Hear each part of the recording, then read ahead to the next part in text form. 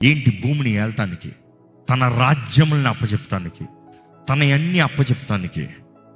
జాగ్రత్త. ఈ అంచెతనాల్లో జాగ్రత్త కలిగి ఉండాలి.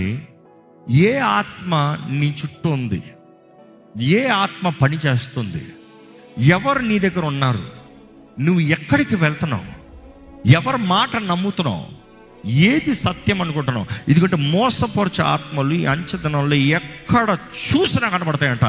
ఏర్పరచబడిన వారిని మోసపరుస్తానికి సాతానే ఒకప్పుడు వెలుగుతోతా, ఈరోజు వెలుగు లేదానికి. ఎల్ షడాయ్ అన్నదప్పుడు ఎవరు నీ పోలి వంటి వారు ఎవరు? ఎల్ షడాయ్ అన్న మాటకు అర్థం ఏంటి? Who is like the lord.